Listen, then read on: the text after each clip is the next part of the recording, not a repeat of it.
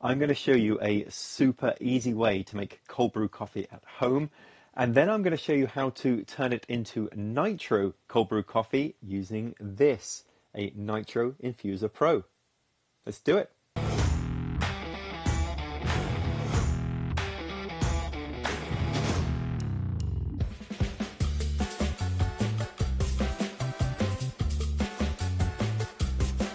This is Connor and John. Start with today. Good morning. Can I get 2 small nitro cold brew coffees, please? 2 tall nitro cold brews. Anything in your nitro cold brews? Can I get one with cream? Hey. 1072 today, my friend. Yeah. Just on a sweet cream. So yeah, $10 for 2 cold brew coffees. I think it's time to take matters into our own hands.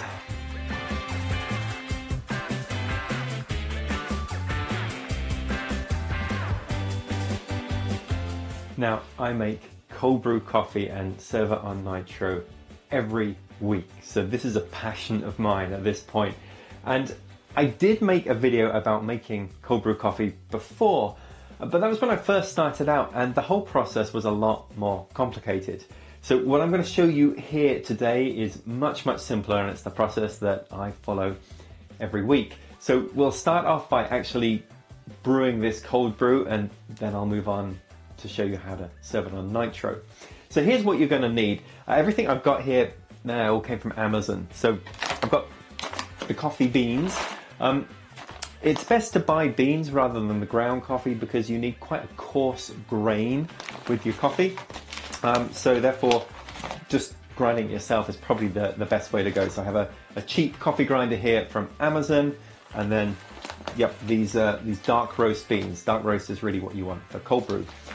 I have some mason jars here and this bag of French press brew bags, which I'm going to use as well.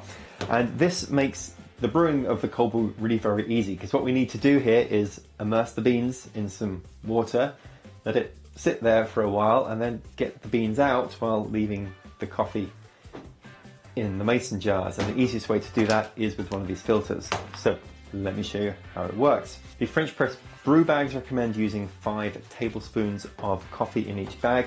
I'm just going to fill this up to the max line here in my coffee grinder.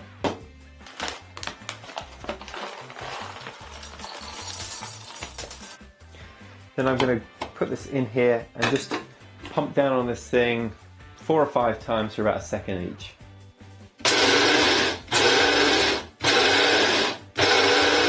So that really is the sort of coarse crush that you want with your cold brew coffee. Now I'm going to split this between 2 of these brewing bags, so half in each. And these just have little drawstrings on them, so we can tighten these up.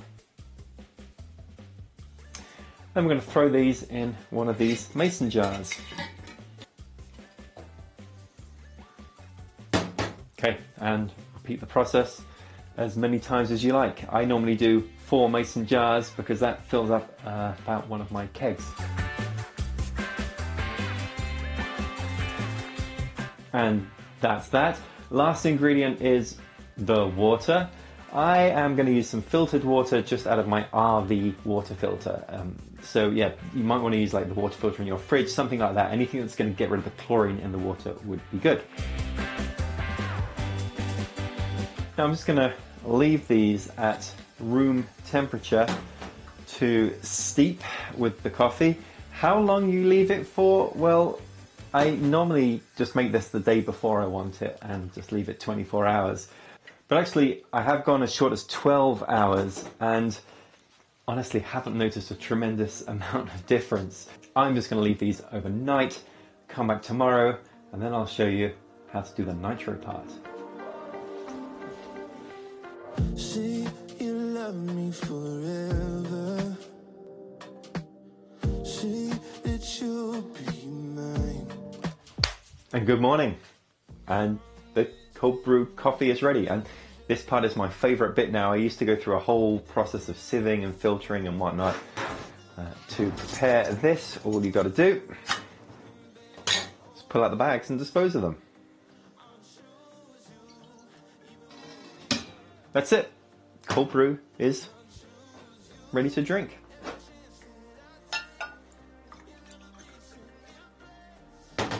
I did put this in the fridge for the last couple of hours just to give it a nice chill. And yeah, it tastes great. Now the fun bit, getting this on nitro. So I've got a keg here. This is a 3-gallon keg, so kind of a mini keg. Get the cold brew in here. You can see some bubbles in here. That's the Star San. I just gave it a quick sanitize. Put your hands in mine, don't look back. Now the thing that makes beer fizzy and the way that you serve it is CO2, carbon dioxide. You do not want to use carbon dioxide with coffee. You're going to get very unpleasant flavors from that. You might be familiar with beers that are served on nitro. They're actually served on something called beer gas, which is a combination of nitrogen and CO2. But for nitro cold brew coffee, we want to serve this entirely with the gas of nitrogen, and that's it. No CO2 at all, just nitrogen. The thing to know about that, though, is that nitrogen doesn't dissolve very well in liquids the same way that CO2 does. So you can often have problems really getting that good cascading nitro pour when you're just using pure nitrogen. So I have a new tool to get the nitrogen really flowing well out of my nitro taps, and that is this, a Nitro Infuser Pro. This was provided to me by Enhanced Beverage Solutions, and it's an inline infuser. So there's two things that go in here. There is a beverage in, this is where I'm going to send the coffee in, and then there is a gas in. This is where I'm going to send the nitrogen in. Some infusion magic happens in here, and then out the other end is just another beverage output. So I'll connect this then to the output, which will go to my tap. In addition to that, Enhanced Beverage Solutions gave me a second product called an Afterburner. This Afterburner sits further down the line, and this can be used as a sort of a booster to really boost the infusion, and it's necessary if you have particularly long lines. Okay, let's get this thing in.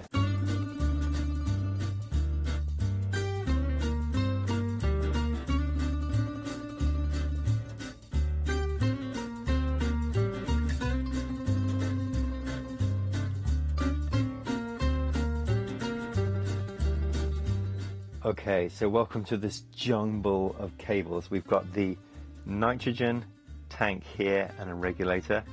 That goes into this side of my kegerator, and it comes out here into a T. This was provided with the Nitro Infuser. So the T splits two ways. One way is along here, and this provides nitrogen into my keg. The other way is this T follows this line here and goes into the input for the gas in the Nitro Infuser. The other input we have is for the beverage, and that follows all the way around here into the other side of the keg. So the keg has got gas coming in and liquid coming out. Then out of the Nitro Infuser, we go out from here and then into this hole here, which goes through my wall and to the next room where I have my taps.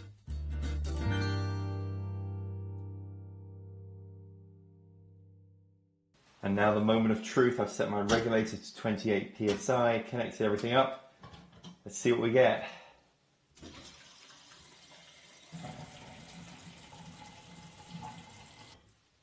And that is a beautiful pour of Nitro cold brew coffee. All the details of the equipment that I use are in the description. Thank you for watching, and cheers.